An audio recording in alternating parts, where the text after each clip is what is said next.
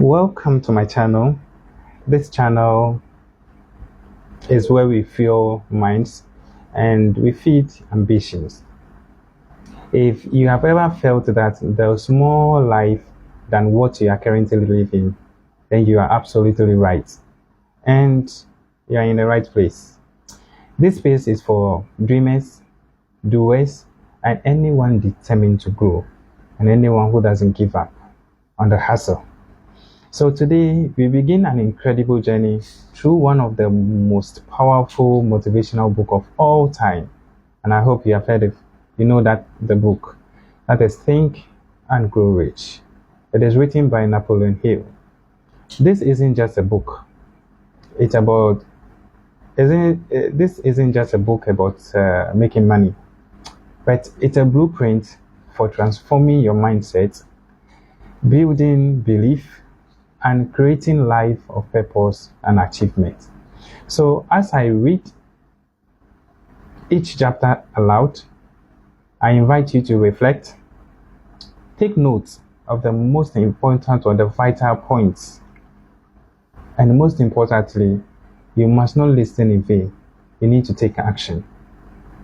Now, so let's grow together, not just richer in wealth, but in wisdom, vision, and encouragement. So let's dive in. In my previous video, in episode 2, I spoke about 3 feet from gold. That was chapter 1, episode 2 of Think and Grow Rich. So today we are continuing with episode 3, still in chapter 1, and in the subtitle 50 Cent Lesson in Persistence. So, let's dive in. Shortly after Mr. Debbie received his degree from University of Hard Knock, he decided to profit by his experience in the gold mining business. He had the good fortune to be present on an occasion that proved him that no does not necessarily mean no. One afternoon, he was helping his uncle grind wheat in an old-fashioned mill. The uncle operated a large farm on which a number of sharecrop farmers lived. Quietly, the door was opened, and a small child, the daughter of a tenant, walked and then took her place near the door. The uncle looked up, saw the child, and barked back at her roughly. "What do you want?" Meekly, the child replied, Mommy says send her 50 cents.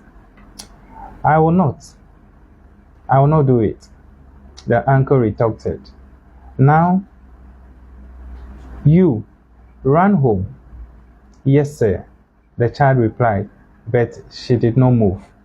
The uncle went ahead with his work, so busily engaged, he did not notice that the child had not left.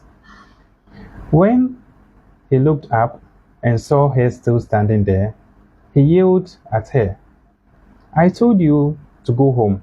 Now go. I will take a switch to you." The little girl said, "Yes, sir," but she did not budge an inch. The uncle dropped a sack of grain he was about to pour into the mill hopper, picked up a barrel's shape, and started towards the child with an expression on his face that indicated trouble. Debbie held his breath. He was certain he was about to witness a murder. He knew his uncle had a fierce temper. When uncle reached the spot where the child was standing, she quickly stepped forward 1 step, looked up his eyes, and screamed at top of her voice, "My mommy is gonna have that 50 cents." The uncle stopped, looked at her for a minute, then slowly laid the barrel stave on the floor, put his hand in his pocket, took out half $1 and gave it to her. That's very short, but that's persistence. The small girl didn't give up. He came for a reason, and he was standing there, and he got it. Now let's continue. The child took the money and slowly backed towards the door, never taking her eyes off the man whom she had just conquered. After she had gone, the uncle sat down on a box and looked out the window into space for more than 10 minutes. He was pondering with awe on the whipping he had just taken. Mr. Davy too was doing some thinking. That was the first time in all his experience that he had seen the child of a sharecropper deliberately master an adult authority figure. How did she do it? What happened to his uncle that caused him to lose his fears and becomes as docile as a lamb? What strange power did this child use that made her master over her a superior? These and other similar questions flashed into David's mind, but he did not find the answer until years later, when he told me the story. I beg your pardon. Strangely, the story of this unusual experience was told to the altar in the old mill, on the very spot where the uncle took his whipping. As we stood there in that musty old mill, Mr. Davy repeated the story of the unusual conquest, and finished by asking, "What can you make of it? What strange power did the child use that so completely whipped my uncle?" The answer to his question will be found in the principle described in this book. From the beginning of the book, we mentioned about 13 principles, and the principles are in the book. As we read along, we will come across them one by one. So let's continue. So the answer is full and complete. It contains detail and instructions sufficient to enable anyone to understand and apply the same force that the little child accidentally stumbled upon.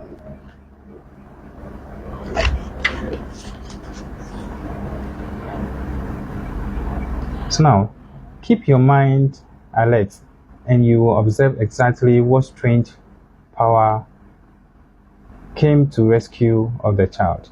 You will catch a glimpse of this power in its next chapter. So our next chapter will tell us a glimpse of the power. Now, somewhere in this book, you will find an idea that will quicken your receptive power and place at your command for your own benefits. Same irresistible power. The awareness of this power may come to you in the first chapter, or it may flash into your mind in some subsequent chapter.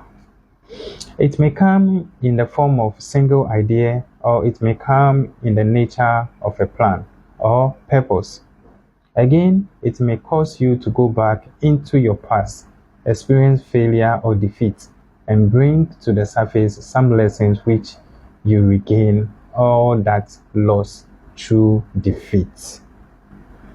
After I had described to Mr. Davy that the power of unwittingly used by the little child, he quickly retraced his 30 years of experience as a life insurance salesman. And I hope from the beginning we talk about a salesman who never gave up. So catch me next time on this same channel as we continue from where we stopped. Please don't forget to subscribe to my channel and leave your thoughts. If you don't have this book, you don't have one, please go and get one. Think and Grow Rich by Napoleon.